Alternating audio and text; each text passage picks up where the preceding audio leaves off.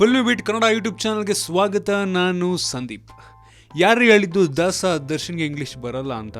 ಹೌದು, challenging star ದರ್ಶನ್ಗೆ English ಬರಲ್ಲ. ಮೊಬೈಲ್ ಫೋನ್ ಆಪ್ರೇಟ್ ಮಾಡೋದಕ್ಕೆ ಕಲ್ತಿಲ್ಲ ಅವರು. ಫೋನ್ ಆನ್ ಮತ್ತು ಆಫ್ ಮಾಡೋದು ಮಾತ್ರ ಗೊತ್ತು.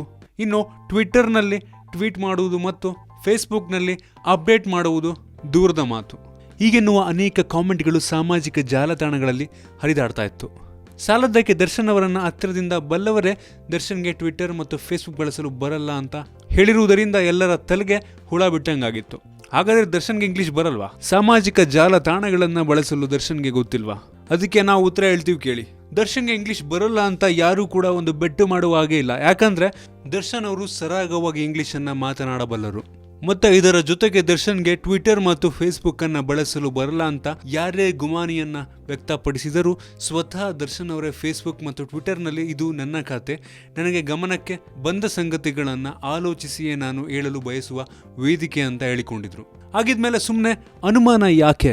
ಅಷ್ಟಕ್ಕೂ ದರ್ಶನ್ ಬಗ್ಗೆ ಇಷ್ಟೆಲ್ಲ ಡೌಟ್ ಬರಲು ಕಾರಣ ಆಗಿದ್ದು ಮಾರ್ಚ್ 5ರಂದು ದಿಢೀರ್ ಅಂತ ತಮ್ಮ ಫೇಸ್ಬುಕ್ ಮತ್ತು ಟ್ವಿಟರ್ ಅಕೌಂಟ್ನಲ್ಲಿ ದರ್ಶನ್ ರವರಿಂದ ಸಿಡಿಸಿದಂಥ ಬಾಂಬ್.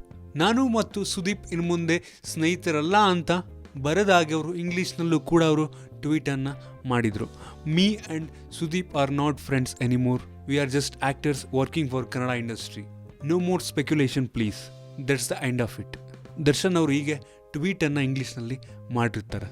ಅದೇನೇ ಆಗಲಿ, ದರ್ಶನ್ ಅವರಿಗಂತೂ ಇಂಗ್ಲೀಷ್ ತುಂಬ ಚೆನ್ನಾಗೇ ಬರುತ್ತೆ, ಯಾವುದೇ ಅನುಮಾನ ಇಲ್ಲ. ಇದೆಲ್ಲ ಸುಮ್ಮನೆ ಒಂದು ವದಂತಿ ಅಷ್ಟೇ. ನಿಮ್ಗೇನಿಸುತ್ತೆ ಈ ಒಂದು ರೂಮರ್ನ ಬಗ್ಗೆ? ಕೆಳಗಡೆ ಕಾಮೆಂಟ್ ತಿಳಿಸಿ. ನಿಮ್ಗೆ ಏನಾದರೂ ಈ ವಿಡಿಯೋ ಇಷ್ಟ ಆಗಿದೆ ಅಂದರೆ ಕೆಳಗಡೆ ಲೈಕ್ ಬಟನ್ ಇದೆ, ಅದನ್ನು ಕ್ಲಿಕ್ ಮಾಡಿ ಶೇರ್ ಮಾಡಿ.